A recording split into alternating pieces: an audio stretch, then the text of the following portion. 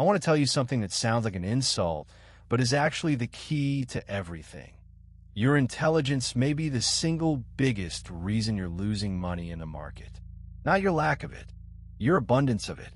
Because trading is the one arena in life where being smart, being educated, being the person who always figured things out, quietly works against you. The doctors, the engineers, the lawyers, the people who aced every exam they ever took, they blow up accounts at a stunning rate, and they cannot understand why. They have the intelligence to analyze anything, and they still lose. Meanwhile, some people with half their education trade calmly and profitably, and it makes no sense to the smart ones.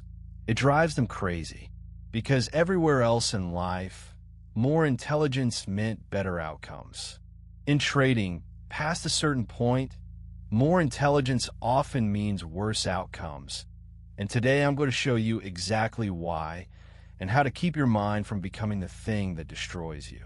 Let's start with the paradox itself, because you have to feel how strange it is. In almost every domain, intelligence is a straightforward advantage. Smarter surgeon, better surgery. Smarter engineer, better bridge. The relationship is clean. More thinking, more analysis, more knowledge equals better results. So the intelligent person builds their entire identity on this, on being the one who thinks their way to the right answer. And then they come to the market and they bring the only tool that has ever worked for them, their mind, and they apply it harder than anyone. More analysis, more indicators, more research, more prediction, and they lose. And their response to losing is the most natural thing in the world for a smart person. Think harder, analyze more, which is like trying to escape quicksand by struggling, the exact response that sinks them faster. The gift that made them successful everywhere else has become, in this one place, the trap. And they can't see it because seeing it would require the one thing their intelligence never had to develop: the humility to admit that thinking is not the answer here. Here's the first mechanism, and it's the deepest.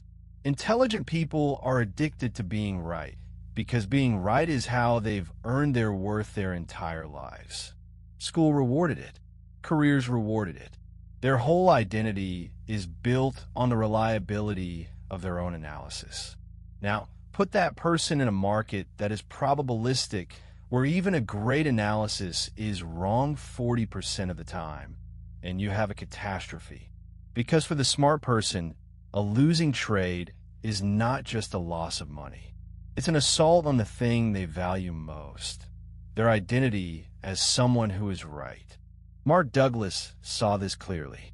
He said the market is the worst possible place for someone who needs to be right, because the market will make you wrong constantly, no matter how brilliant you are. So the intelligent trader does something disastrous. To protect their sense of being right, they refuse to take the loss. They hold the loser, they add to it, they build a beautiful, sophisticated argument for why the market is wrong and they are right. Their intelligence, which should be an asset, becomes a weapon they use against themselves, a tool for constructing ever more convincing reasons not to accept reality. There's a story in Market Wizards that captures this perfectly. A trader who could predict market moves with uncanny accuracy, calling direction and timing within ticks, and who nonetheless struggled for years, barely breaking even. How is that possible? How can you see the market clearly and still lose?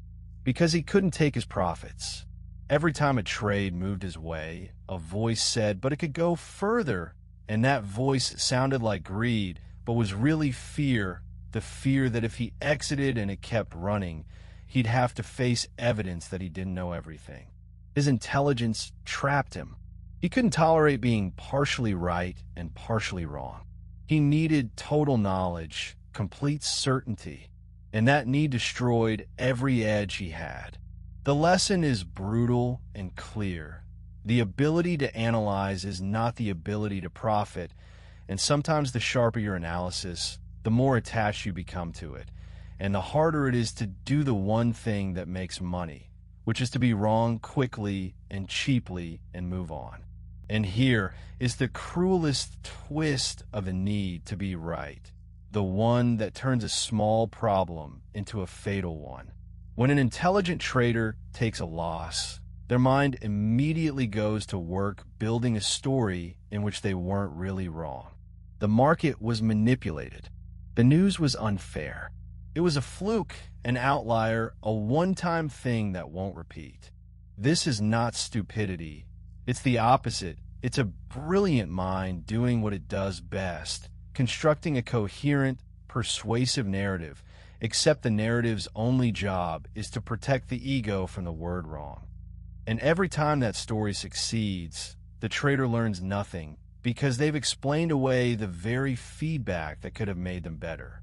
The less intelligent trader who simply thinks I lost, that hurt, what should I do differently actually learns faster because they don't have the intellectual firepower to rationalize the loss into someone else's fault. Douglas warned about exactly this. The market is constantly giving you feedback, and a mind that's protecting its need to be right is a mind that cannot receive it. Your intelligence, used to defend your ego, doesn't just cost you this trade, it robs you of the lesson that would have paid you back on the next 1,000. The second mechanism is that intelligent people cannot accept that the answer is simple, and trading, at its core, is simple. Not easy, but simple. Cut your losses. Let your winners run. Risk a small, fixed amount. Follow your plan. Wait for your setup. That's most of it. Read the market wizard's interviews, and you'll be almost disappointed by how basic the principles are. But a simple answer is an insult to a complex mind. The intelligent person looks at cut your losses and let your winners run and thinks, that can't be it. That's too simple. There must be something more sophisticated I'm missing. And so they go looking for complexity, adding indicators, building elaborate systems, searching for the hidden depth because their self-image requires the answer to be as complex as they are. Meanwhile, the simple truth sits right in front of them, ignored precisely because it's simple. Douglas pointed at this. Traders resist the simple discipline because their intelligence craves a more interesting problem to solve. And in that craving, they overlook the boring fundamentals that actually produce the money. And this creates a specific, expensive behavior. The intelligent trader mistakes complexity for progress. They feel productive when they're adding a new indicator, backtesting a new variation, reading another book, refining their model. It feels like the diligent work that always paid off before. But in trading, most of that complexity is not progress. It's avoidance, an elaborate way of not doing the simple, uncomfortable thing that actually works. It is far more comfortable for a smart person to spend a weekend optimizing a system than to spend 30 seconds taking a loss they don't want to take. The complexity becomes a hiding place from the emotional simplicity of the real task. And the market, indifferent, keeps paying the person who does the boring, simple thing and taking from the person building the beautiful, complicated one. Your intelligence tells you the answer must be complicated. The market keeps proving it isn't. The third mechanism is what I call certainty addiction, and intelligence makes it far worse. Smart people are used to being able to figure things out, to research their way to a confident answer, to eliminate uncertainty through analysis. That's what intelligence does. It resolves the unknown. So when they face the market, which is irreducibly uncertain, they do what has always worked. They analyze harder, seeking the certainty they're used to earning. They wait for one more confirmation. They want to feel sure before they act. But the market punishes exactly this. It rewards people who can act in uncertainty and punishes those who need certainty before acting. Because by the time you feel certain, the move is over or you've manufactured a false certainty by staring at the chart until you convince yourself. The intelligent person's superpower, the ability to resolve uncertainty through thought, is useless here because the uncertainty cannot be resolved, only accepted. And accepting uncertainty is not an intellectual skill. It's an emotional one, and it's precisely the skill that a lifetime of being smart never required them to build. Do you see the thread running through all three? The need to be right, the rejection of the simple, the addiction to certainty, they all come from the same place. The intelligent person has their identity fused to their intellect. Being smart isn't just something they can do, it's who they are. And that fusion is the real problem, because it means every trade becomes a referendum on their intelligence, and therefore on their worth. A loss isn't information, it's a threat to the self. And when the self is threatened, the smart mind does what minds do. It defends, it rationalizes, it builds arguments. It does everything except the simple, humble thing the situation requires. Douglas's whole body of work points here. Consistent trading requires separating your identity from your results, and that separation is hardest for the people whose identity is most invested in being right. The doctor who has been the smartest person in every room for 40 years has the most to lose, psychologically, by accepting that in this room, being smart doesn't help, which is exactly why so many of them can't. I want to give you a way to actually catch this in yourself, because it hides so well behind good intentions. The next time you're in a losing trade and you notice your mind getting busy, generating reasons, analyzing furiously, building the case for holding on, I want you to ask one question. Is this analysis helping me decide, or is it helping me avoid deciding? Because there's a specific kind of thinking that feels like diligence and is actually paralysis, a smart mind spinning faster and faster precisely, so it never has to reach the simple, painful conclusion of just take the loss. Douglas called the market a mirror, and this is one of the clearest reflections it offers. When your thinking speeds up right as a trade goes against you, that acceleration is almost never in sight. It's your intelligence being conscripted by your fear, put to work manufacturing reasons to not feel the discomfort of being wrong. The tell is the timing. Genuine analysis happens before you enter in calm. Frantic analysis in the middle of a loser is not analysis at all. It's a very sophisticated form of running away. And the smarter you are, the more convincing the escape route your mind can build. But here's where this turns hopeful, because I'm not telling you that intelligence is a curse you're stuck with. I'm telling you it's a tool you've been pointing in the wrong direction. Your intelligence is not the problem. The problem is aiming it outward. At the market, try to predict and control something that can't be predicted or controlled.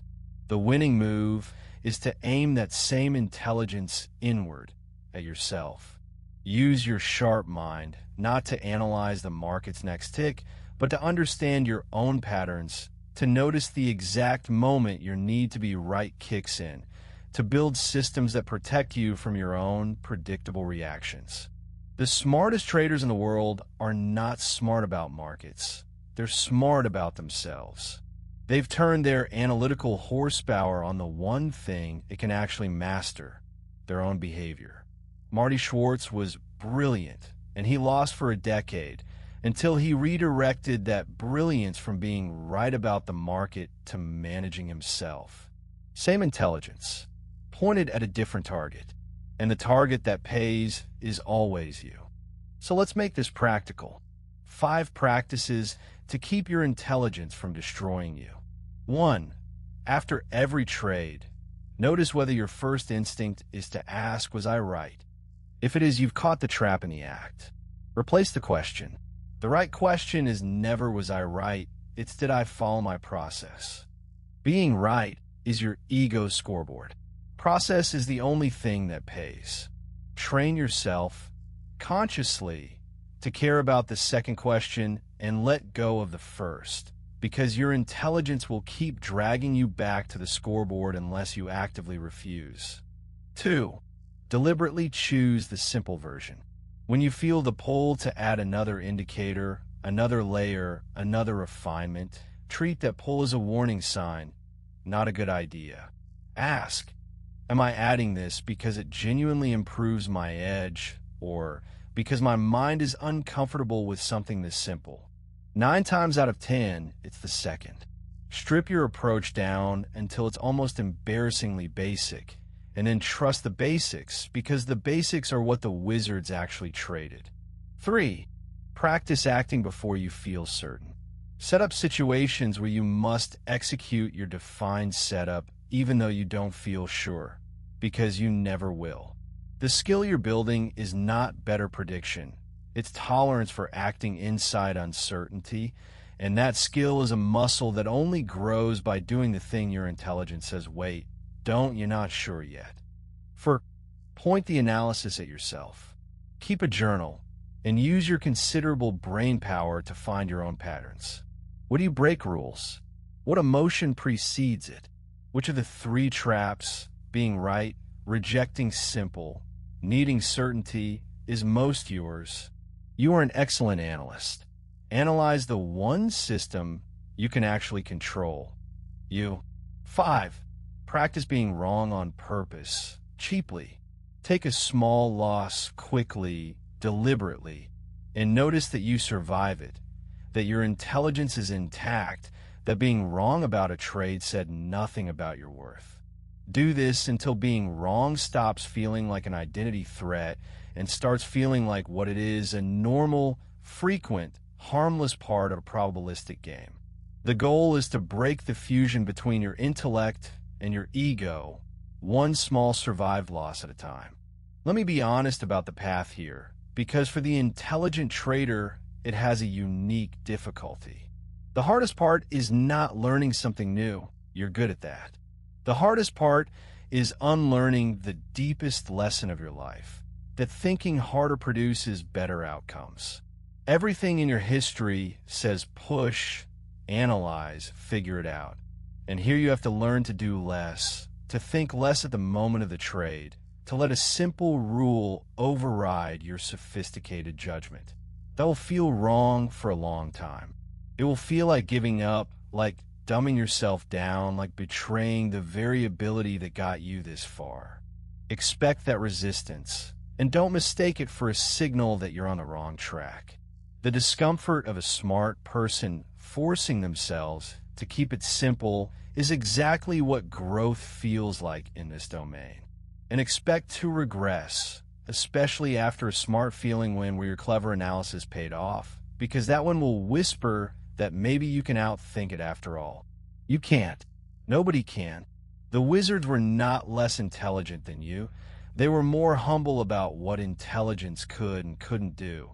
And that humility, not raw brain power, is the thing you're actually here to build. Let's stand back. Intelligence, which is an advantage almost everywhere, becomes a trap in a market through 3 mechanisms. The need to be right, which makes you defend losers instead of cutting them. The rejection of the simple, which sends you chasing complexity while the boring fundamentals go ignored. And certainty addiction, which freezes you waiting for a sureness the market will never give. All 3 flow from one root, the fusion of your identity with your intellect, which turns every trade into a verdict on your worth. But the intelligence itself was never the enemy. Pointed outward at the market, it destroys you. Pointed inward at yourself, it becomes the very thing that makes you consistent. Douglas told us the work is separating who you are from whether a trade wins. The wizards did it.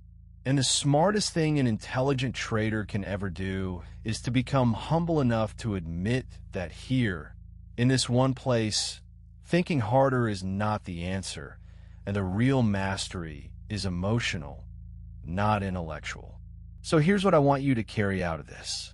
If you're one of the smart ones, the one who always figured it out, who aced the test, who thinks their way through every problem, I want you to consider that the very thing you're most proud of might be the thing standing between you and consistency. Not because you're too smart, but because you've been aiming your intelligence at the wrong target. The market cannot be outthought, but you can be understood. Turn the analysis inward. Get humble about prediction and relentless about self-knowledge. And watch the same mind that was sinking you start to save you. Tell me in the comments, which trap is most yours? The need to be right, the rejection of the simple, or the addiction to certainty? Be honest, especially if you're the smart one, because your honesty gives the next overthinker permission to admit theirs. If this landed, share it with one brilliant friend who cannot understand why they keep losing, because this is the video that explains it.